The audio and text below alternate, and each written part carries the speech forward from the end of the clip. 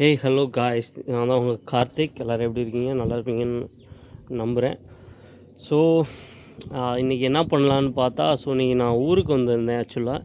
சரி, ஓகே, நம்ம லாக்டவுனில் என்னென்ன பண்ணிகிட்டு இருந்தோம்னு சொல்லிட்டு ஒரு சிம்பிளாக ஷார்ட் வீடியோ மாதிரி, ஷார்ட் வீடியோ இல்லை, ஒரு கம்மியான டைமில் ஒரு வீடியோ போடலான்னு சொல்லிட்டு அதுதான் அந்த வீடியோ. ஸோ லாக்டவுனில் பார்த்தீங்கன்னா, ஆக்சுவலாக நான் வந்து ஜாப் விட்டுட்டு அப்புறம் ஃபஸ்ட் லாக்டவுன்லேயே வந்தாச்சு ஊருக்கு. ஸோ அப்போ பார்த்தீங்கன்னா என்ன பண்ணலாம், சரி சின்ன கோழி பண்ணை வைக்கலாம் அப்படின்னு சொல்லிட்டு வந்து கோழி பண்ணை போட்டோம். அதுதான் இது. பட் இதெல்லாம் வந்து பார்த்திங்கன்னா முன்னாடியே போட்டது. இது எதுன்னு பார்த்தீங்கன்னா, அந்த காலத்து செட்டியாருங்களோட ஒரு மாட்டு கொட்டாய் தான் இது. இதெல்லாம் பார்த்தீங்கன்னா, இந்த தகரம் பார்த்தீங்கன்னா அவ்வளோ சீக்கிரம் உங்களுக்கு கிடைக்காது. பட் இது வந்து துரு பிடிச்சிருக்கும். இது என்ன தான் துரு பிடிச்சாலுமே அவ்வளோ ஸ்ட்ராங்காக இருக்கும். இது பெயிண்ட் அடித்தோம்னா இன்னும் லைஃப் வரும். இது ஆல்ரெடி இப்போ நாங்கள் யூஸ் பண்ணிகிட்டு இருக்கிறதே 6வது தலைமுறையா 7வது தலைமுறையான்னு தெரியலை. ஓகேங்களா? அவ்வளோ வருஷக்கணக்காக ஆயிடுச்சு. இது வந்து இதுவும் தான் அதே மாதிரி பார்த்தீங்கன்னா, தென்னை மரத்தை விட பனை மரம் வந்து எவ்வளோ ஸ்ட்ராங்குன்னு பாருங்கள். இதுவுமே பார்த்தீங்கன்னா கிட்டத்தட்ட 2-3 தலைமுறையாக போட்டிருக்கோம் பாருங்களேன். அதே மாதிரி கல் இது பார்த்தீங்கன்னா எப்படி 4-5 இடத்துல அது இதுவுமே சேம் தான், மொத்தமாகவே அப்படியே வாங்கினது. பட் இதில் ஒரு 2-3 இது வந்து எங்கள் பழைய பட்டறையில் உள்ளது. எவ்வளோ ஸ்ட்ராங்குன்னு பாருங்கள். எங்கே பாருங்கள் எவ்வளோ பனைமரம் இருக்குதுன்னு நீங்களுமே பாருங்கள். அவ்வளோ பனைமரம் இருக்குது. ஸோ பனைமரத்தை பாதுகாக்குங்கிறது அதுவும் ஒரு ரீசன் தான். ஸோ எதுக்குன்னு பார்த்தீங்கன்னா, அந்த காலத்தில் பனைமரத்தில் தான் வீடே கட்டுவாங்க. அந்த சென்டரில் இது போட்டிருக்காங்க, இந்த பாருங்கள் போட்டிருக்காங்க பாருங்கள் அந்த மாதிரி. ஸோ இதில் வந்து பார்த்தீங்கன்னா நான் ஒரு இது எவ்வளோ அடி இருக்கும், ஒரு அடி, ஒரு அரை அடியா 3/4 அடியான்னு தெரியல கரெக்டாக. அவ்வளோ அடி கொஞ்சம் செங்கலை வச்சு ஏற்றிட்டு, செங்கல் பார்த்தீங்கன்னா தொட்டி கட்டுறதுக்காண்டி எங்கள் அப்பா கொஞ்சம் இங்கே வச்சுருந்தாரு. நான் அதே எடுத்து யூஸ் பண்ணிட்டேன். சிமெண்ட் மட்டும் ஒரு 2 மூட்டையோ 3 மூட்டை சம்திங் வாங்கிட்டு, ஸோ இதெல்லாம் வந்து அப்புறம் வலை வந்து இது சம்திங் ஒரு 7,000 12,000 ஆச்சு. அதுக்கப்புறம் இது எதுக்குன்னு பார்த்தீங்கன்னா, அந்த காட்டு பூனை வந்து நைட்டில் வருமாமா. எதுக்குன்னு பார்த்தீங்கன்னா, கோழி வந்து பிடிக்கிறதுக்கு. அதுவும் இல்லாமல் பாம்பு எதுவும் உள்ளே போயிடக்கூடாதுன்னு சொல்லிட்டு பார்த்தீங்கன்னா, இதெல்லாம் ஈஸியாக போயிடுன்னு சொல்கிறாங்க. அந்த ஒரு ரீசனுக்காண்டி இது போட்டு கடைசியில் லாக்டவுன் முடிஞ்சிச்சு.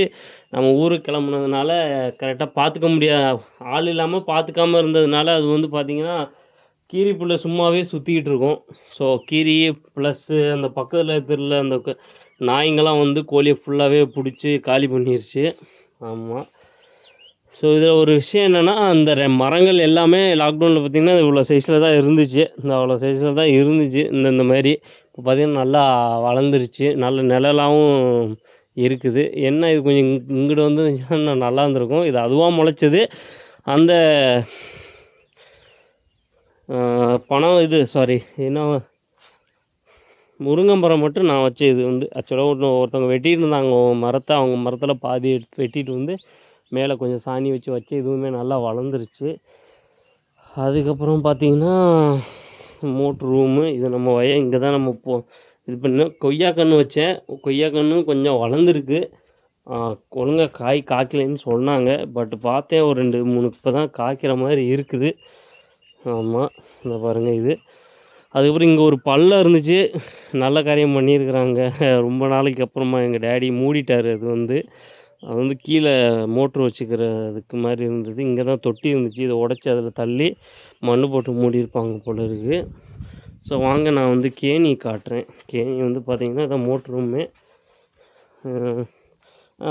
போகும்போது தான் பார்த்தேன். பாருங்கள் சுண்டைக்காய் எவ்வளோ நல்லா வளர்ந்துருக்கு பார்த்தீங்களா. முத்திருச்சுன்னு நினைக்கிறேன். வீட்டில் என்ன யாரும் பார்க்கல போல், இல்லைனா பிடுங்கியிருப்பாங்க. ஸோ இது வந்து மோட்ரு ரூமு. என்னடா உடஞ்சிருக்குன்னு பார்க்காதீங்க, வாங்கும்போது இப்படி தான் இருந்துச்சு. அது ரெடி பண்ணணும் இப்போது. அது கொஞ்சம் ஃபண்டு ரெடி பண்ணிவிட்டு அது ரெடி பண்ணலாம் மோட்ரு ரூமை வந்து அதே மாதிரி. ஸோ இதுதான் நம்ம கேணி. கீரி பார்த்திங்கன்னா இந்த கேணி ஒன்றும்ல மண்ணிலே கடந்ததுங்க. கீரி உள்ளே நிறையா நான் பார்த்துருக்கேன்.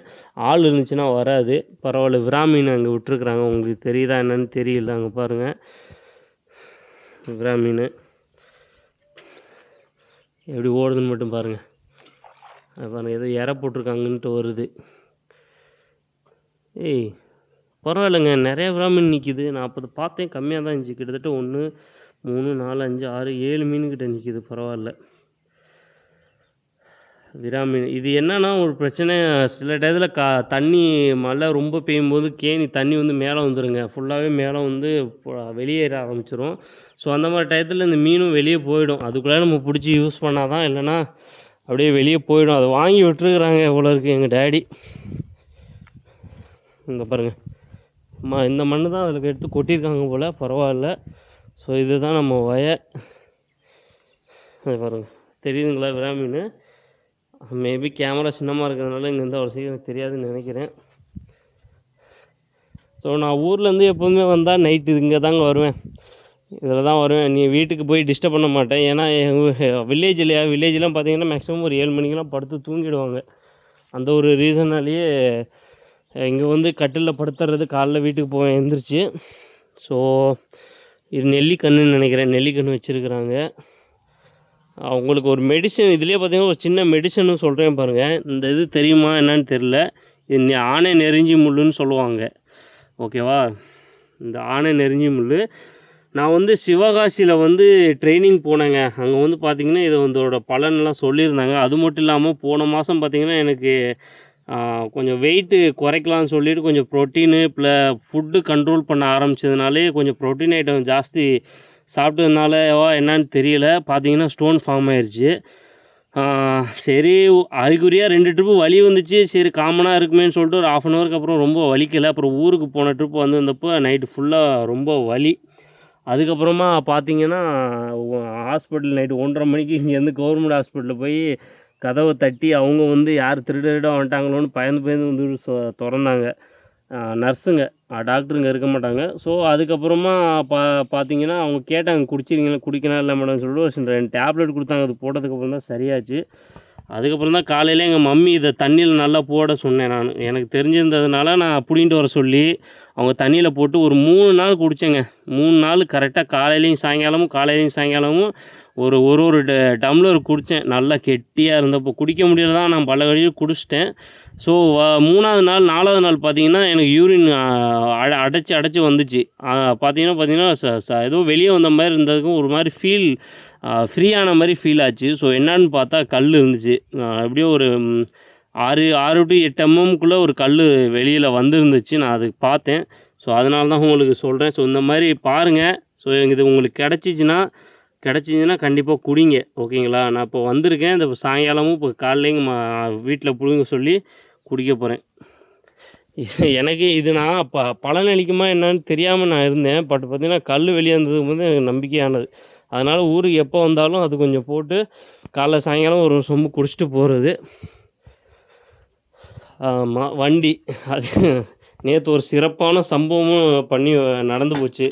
என்னன்னு பார்த்தீங்கன்னா, மழை பெஞ்சிருக்கும் போல் இந்த இடம் ஃபுல்லாக தண்ணி நிற்கிற இடம் இல்லையா, வயல் இல்லையா, நான் ஒரு ஓரமாகவே வந்தேன். கடைசியில் பார்த்தீங்கன்னா இந்த பேக் வீல் ஒரு சைடில் இறங்கிருச்சு கீழே டவுன் மாதிரி.